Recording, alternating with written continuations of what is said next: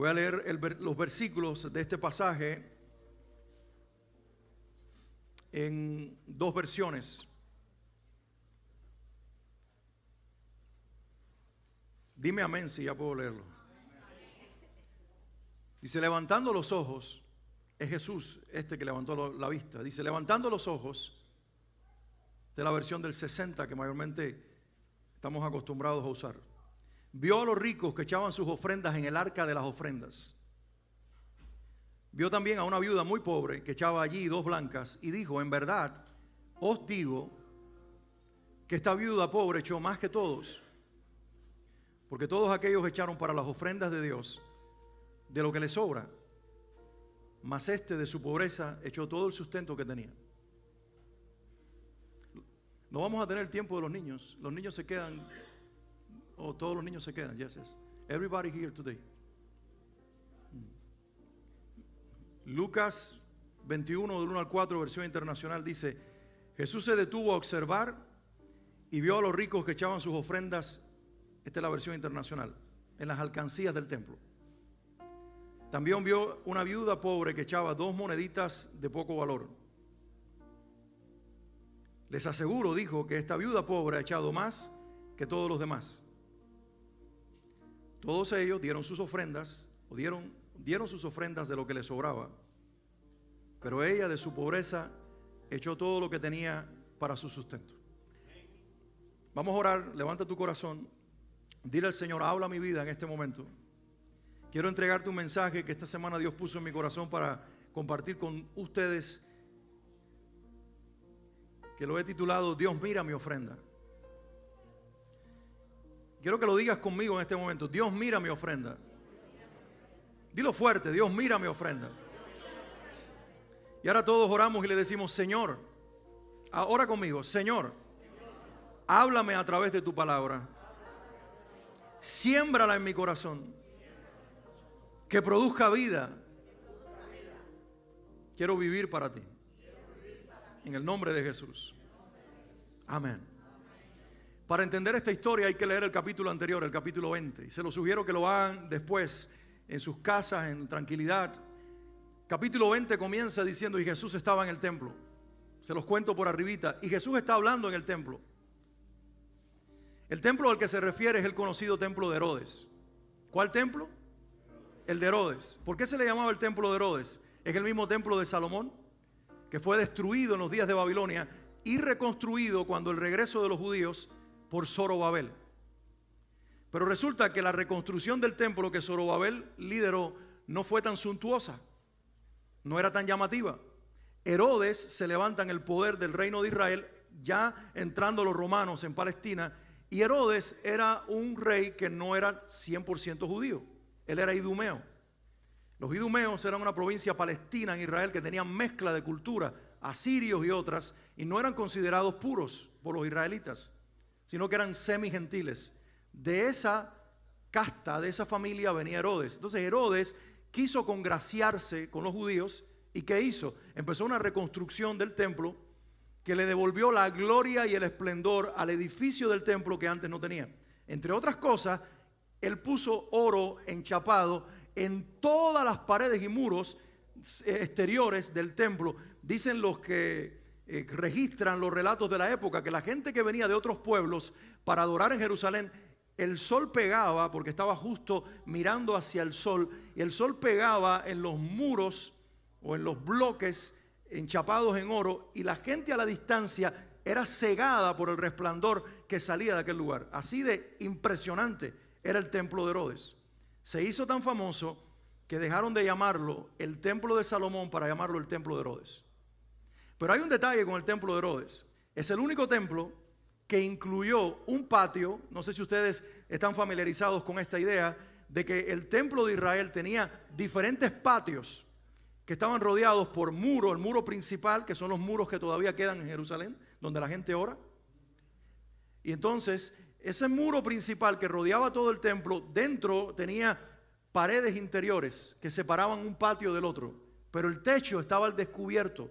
El único lugar cerrado era el lugar santo y el lugar santísimo. donde entraban los sacerdotes, lugar santo, y lugar santísimo, donde entraban los sumos sacerdotes, para una vez por año entregar la ofrenda de Dios, porque ahí reposaba, ¿qué cosa? El arca del pacto.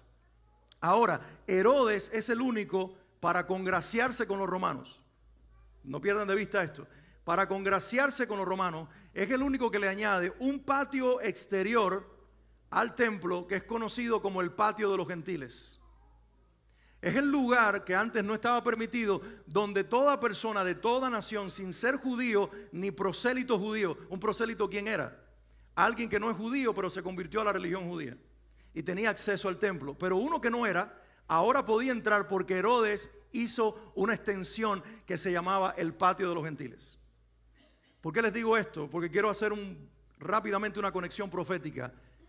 El templo que va a ser construido al final de los tiempos, que tal vez estamos muy cerca, fue profetizado, yo lo hablé hace un momentito, en Ezequiel 40. Después de la guerra de Gog y Magog, que a lo mejor estamos por verla en los próximos días, encabezada por Rusia posiblemente, hacia Jerusalén. ¿Cómo con Rusia? Si está en una guerra con Ucrania. Esa no es la guerra. La guerra que viene, la tercera famosa, está en Ezequiel 38 y 39 y deberías leerlo. Y cuando eso suceda, el resultado va a ser la paz de Israel con las naciones árabes y los pueblos que van a ser destruidos, y se va a erigir un templo en Jerusalén. Lo curioso es que el profeta Ezequiel, que tuvo esa revelación, cuando Dios le dijo, mide las dimensiones del templo, le dice, no midas la plaza de los gentiles, la cual no existía en los días de Ezequiel, porque ha sido entregada, el patio exterior ha sido entregado a los gentiles. Algunos piensan que es donde hoy se erige la mezquita de Omar o el domo de la roca, justo donde estaba el patio que erigió Herodes para los gentiles. Los musulmanes construyeron una mezquita. ¿Por qué les digo esto? Porque ustedes tienen que estar instruidos en la profecía y entender los tiempos que estamos viviendo. Lo curioso es que aunque Herodes fue el que hizo ese patio para congraciarse con los romanos, ¿dónde creen que era el lugar favorito de Jesús para enseñar la palabra? Había 3 patios. El patio de los gentiles, luego venía el patio de las mujeres, y luego venía el patio de los sacerdotes, o el atrio de los sacerdotes. Y luego finalmente entonces entraban al lugar santo y lugar santísimo. Los gentiles, las mujeres y los sacerdotes. ¿Y cuál era el lugar favorito de Jesús para enseñar? El patio de los gentiles, porque él quería decirle, aquí está el rey de Israel que va a traer hacia su pueblo a la redención a toda lengua y toda nación. Y lo que hizo Herodes con el propósito de congraciarse con un imperio, Cristo lo convirtió en una plataforma de reproducción del evangelio para todas las naciones. Y la gente que venía para coquetear con el judaísmo se llevaba al reino y al rey en su corazón. Alguien debería decir aleluya. Los apóstoles en el libro de los Hechos, cuando enseñaban, dice, y enseñando en el templo, Hechos 12, Pedro está preso y Dios lo saca de la cárcel, lo lleva a una casa, y después dice, no, está enseñando en el templo, Hechos 4, Hechos 12. ¿Dónde enseñaba? Donde Jesús enseñaba, en el patio de los gentiles. Pero había ocasiones cuando Jesús tenía una enseñanza que era solo para judíos, y se movía del patio de los gentiles porque decía, esto no es tema para gentiles, esto es tema para judíos. Hoy voy a entrar al patio de las mujeres. ¿Quiénes podían entrar al patio de las mujeres? No, se le llamaba el patio de las mujeres porque podían entrar todos los judíos, incluidos las mujeres. De hecho, en ese patio de las mujeres había muchas recámaras o habitaciones alrededor donde la gente ofrecía ciertos rituales, lavamiento, etcétera, etcétera, y unas columnas que corrían alrededor de esas paredes o unos muros bajos. Está en pantalla, ahí está la imagen de lo que sucede, de cómo debería lucir el templo. Ahora, en esos muros bajos había 13 canastas, y en esas 13 canastas los judíos depositaban diferentes tipos de ofrendas. Había diferentes tipos de ofrendas. Fíjense lo serio que era para los judíos en ese tiempo la ofrenda. 13 diferentes tipos de canastas. Esta es para este propósito, esta es para pagar mi culpa por el pecado, esta es para X otra ofrenda. Tenían diferentes nombres y había una caja donde se ponían las ofrendas libres que cada uno entregaba. Y dice la Biblia, ¿ustedes leyeron conmigo? Que Jesús estaba, capítulo 20, enseñando, y le vinieron, yo no leí el 20, pero dice aquí que él levantando los ojos, han venido sucediendo varias cosas, él está enseñando, los judíos vienen y le dicen, ¿con qué autoridad tú enseñas? Y él les dice, la respuesta que ellos no esperaban y entra en un diálogo con ellos y los desarma. Y después dice que metieron a unos espías y le dijeron: maestro, todo lo que tú dices es de parte de Dios. ¿Se debe dar impuestos al César o no? Y él dice: yo sé por dónde ustedes vienen, dice Jesús, para sí, pero denme una monedita de las que tienen. ¿De quién es este rostro? ¿De quién era? Del César. ¿Y la inscripción? Del reino, del imperio romano. Pues denle al César lo que es de César. Y luego, denle a Dios lo que es de Dios. Del César era el impuesto, de Dios el corazón. Y ellos no se lo estaban dando. Y ahí empezó toda una dinámica que se convierte en todo lo que va sucediendo en el capítulo 20. Al final del capítulo 20 dice: cuídense de los maestros de la ley. Porque entró los saduceos, que eran los sacerdotes del templo, no creían en la resurrección. Y como no creían en la resurrección, vinieron y le dijeron: ahora lo vamos a agarrar de atrás para adelante. Maestro, una mujer tenía un esposo, pero se murió. Y como la ley dice que si tiene un hermano, este se debe casar para darle descendencia al que se murió, ella se casó con el segundo hermano, pero también se murió y no tuvo hijos. Y como eran 7 hermanos, se fue casando con cada uno de ellos y se murieron los 7. Es decir, que esa mujer, Dios mío, al que veía lo mataba. No existía esa mujer, ellos la crearon. 7 maridos, 7 hermanos. Dice: cuando venga la resurrección, saduceos no creían en la resurrección, querían agarrar a Cristo de atrás para adelante. Cuando venga la resurrección, ¿con quién se casará? Dice: no, ustedes no entienden. Aquí se casan y se dan casamiento. En el reino de los cielos serán como los ángeles. No se casan ni se dan casamiento. Y cuando los maestros de la ley, que eran fariseos y sí creían en la resurrección, escucharon esto, dijeron: sí, maestro, vas muy bien. Y Jesús dijo: cuídense de esos. Porque uno tiene que tener discernimiento, que hay gente que dice amén con uno, pero no tiene el mismo corazón. Dice Jesús: cuídense de esos. Porque esos son los que se meten en las casas y les quitan lo poco que las viudas tienen. Son saqueadores. En nombre de la religión, les quitan todo lo que tienen, inclusive lo poco que las viudas tienen. ¿Y por qué digo esto? Porque justo después de decir eso, capítulo 20, al final, dice el 21, versículo 1, levantando los ojos, vio a los ricos que echaban sus ofrendas en el arca de las ofrendas. Y vio también a una viuda muy pobre. ¿A quién vio? ¿A quienes saqueaban los maestros de la ley? ¿Cómo las dejaban? Extremadamente pobres. Eran viudas, ya no tenían esposos. En el caso de esta mujer parece ser que tampoco hijos, y si los tenía no se ocupaban de ella. Los maestros de la ley, en nombre de la religión, le habían extraído todo lo que tenían y la habían saqueado. Y dice que también vio a esta mujer muy pobre que echaba allí ¿cuántas? 2 blancas. En la versión del Internacional dice 2 moneditas de poco valor. ¿Por qué? Porque un denario era el salario de un día. Supongamos que, yo no sé cuánto está el salario mínimo en los Estados Unidos. Aquí en Miami, el resto cambia en algunos lugares. $8, vamos a ponerlo allí. Quizás el salario de $10. $10, el salario entonces de una persona promedio en una jornada de 8 horas son $80. El denario era el salario de un día, para ponerlo en perspectiva. ¿Saben cuánto era una blanca? El 1% de un denario. Esta mujer dio 2 blancas, el 2% de un denario. Lo único que ella tenía era el 2% del salario de un día, y eso era todo lo que tenía. ¿Alguien me está escuchando? Lo único que tenía era el 2% del salario de un día, y eso era todo lo que tenía.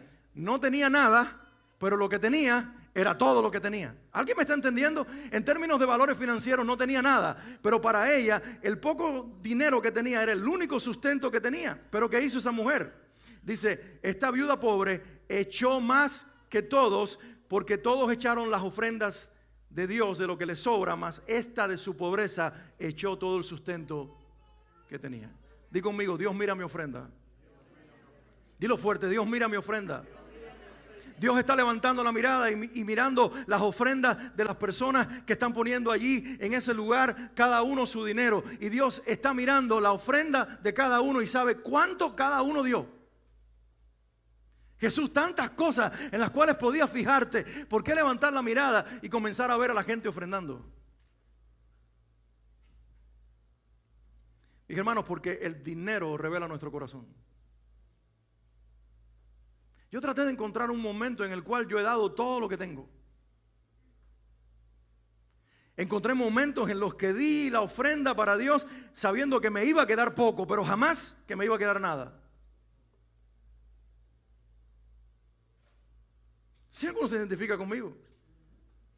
Y aún descubriendo esa realidad, me descubrí también tratando de negociar con Dios porque me va a quedar poco y no quiero entregarte un poquito de lo poco que me va a quedar. Y aquí tengo una mujer que no solo le va a quedar poco, no le va a quedar nada y lo que tiene es poco, pero lo va a entregar todo. Y Jesús miró eso.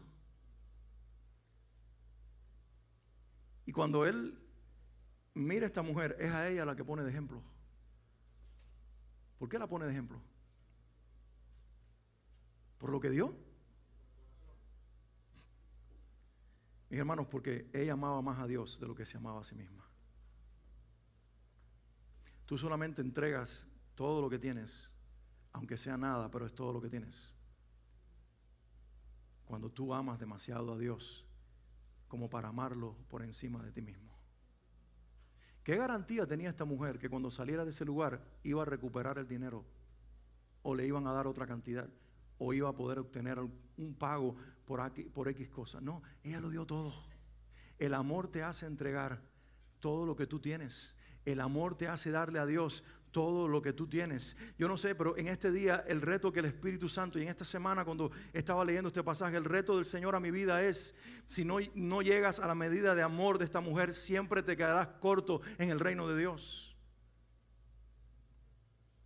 Si no llegas al nivel de entrega de esta mujer, siempre te quedarás corto en el reino de Dios. Si no estás dispuesto a darlo todo y siempre estás midiendo algo con lo cual tú quedarte y establecer tu seguridad, tu corazón es mediocre y está parcialmente comprometido, pero no es todo lo que yo quiero de ti. Yo no quiero algo de ti, yo no quiero mucho de ti, yo quiero todo de ti. Y comienza por el dinero, porque el dinero revela nuestro corazón. Porque si algo nos hace titubear es lo financiero. ¿Lo doy o no lo doy?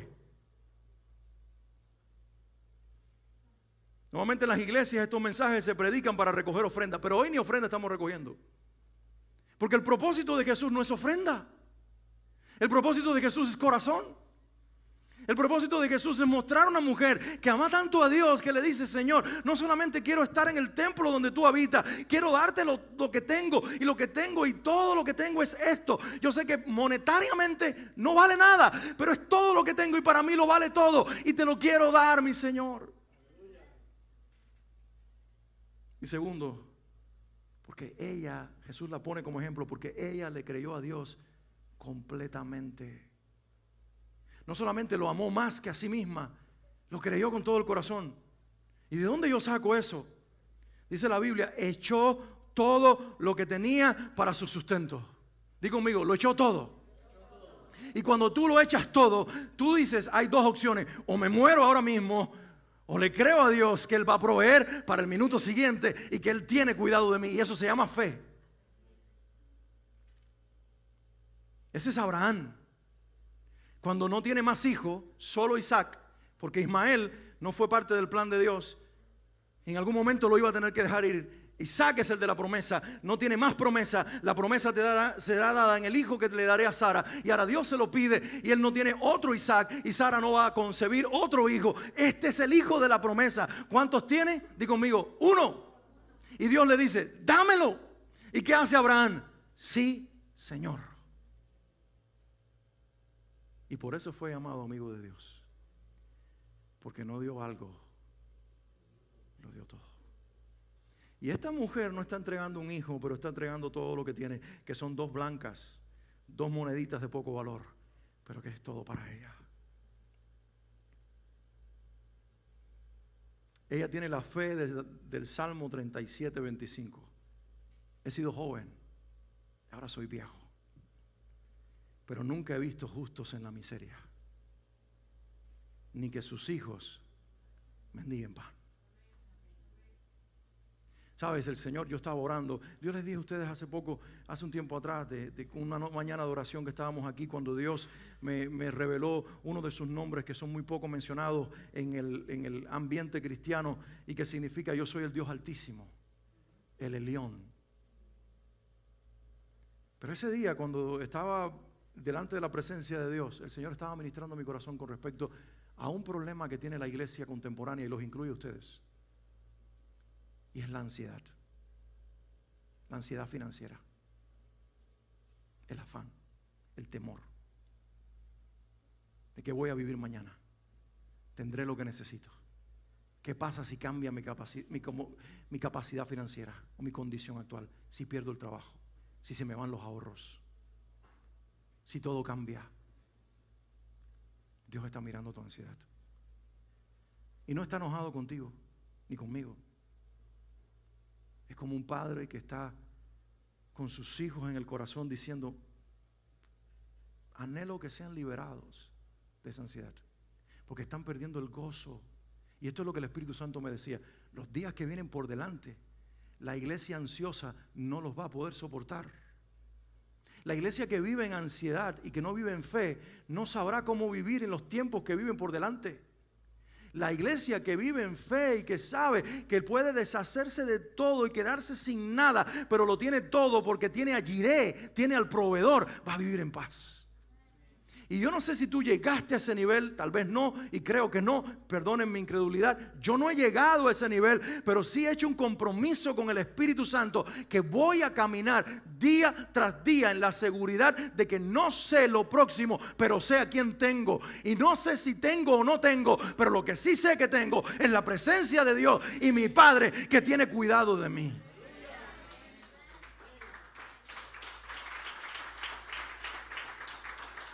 Y entonces en ese contexto entendí la ofrenda.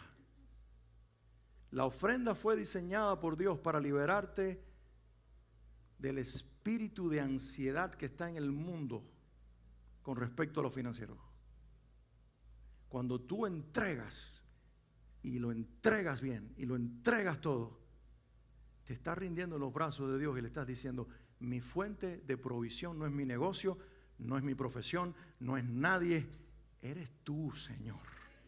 Eres tú, mi Dios. ¿Alguien está conmigo en este lugar? ¿Por qué Dios mira mi ofrenda? Pregúntate eso en este momento. ¿Por qué Dios mira mi ofrenda?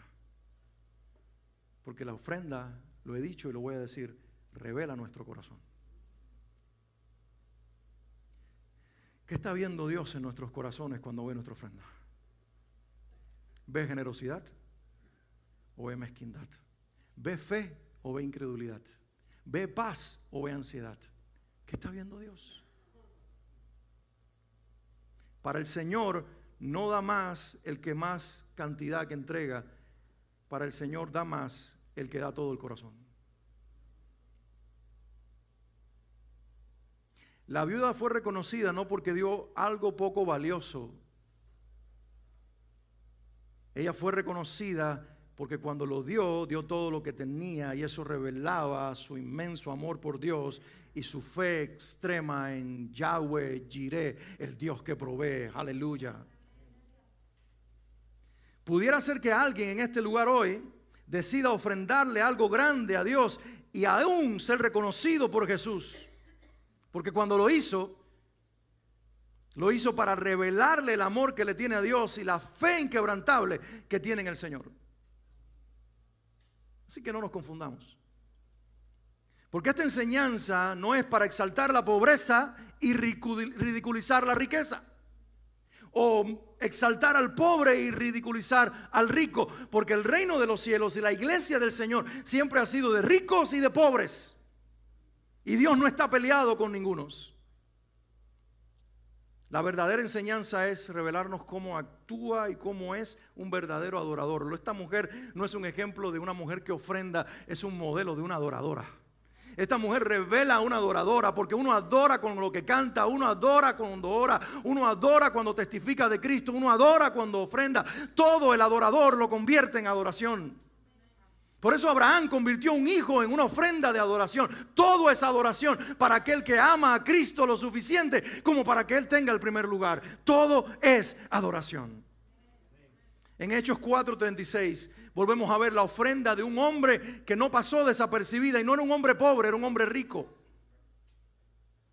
Dice la Biblia, entonces José, a quien los apóstoles pusieron por sobrenombre Bernabé, el apóstol junto con Pablo a los gentiles, que traducido es hijo de consolación, levita, natural de Chipre, como tenía una heredad, una finca, la vendió, la trajo el precio y lo puso a los pies de los apóstoles. Una vez más, Dios miró la ofrenda y la reconoció. Esta vez el tamaño es grande, es una finca, pero Dios no está hablando de la cantidad, Dios está hablando del adorador y del corazón. ¿Lo puedes entender?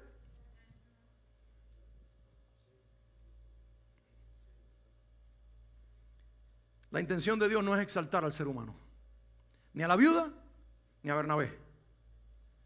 La intención del Espíritu Santo es exaltar a Cristo.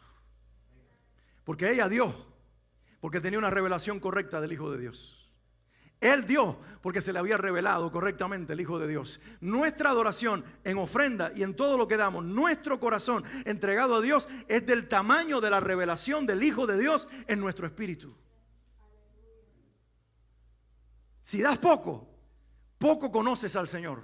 Si das mucho, mucho conoces al Señor. Pero si lo das todo, lo conoces en un nivel que pocos lo conocen. Y yo estoy llamando en este día a la iglesia a ser no ser una iglesia de gente que da mucho, de ser una iglesia de gente que lo da todo. Y no estoy hablando de dinero solamente. Estoy hablando de todo. Amén. Vamos a orar un momentito. Quiero que te pongas de pie.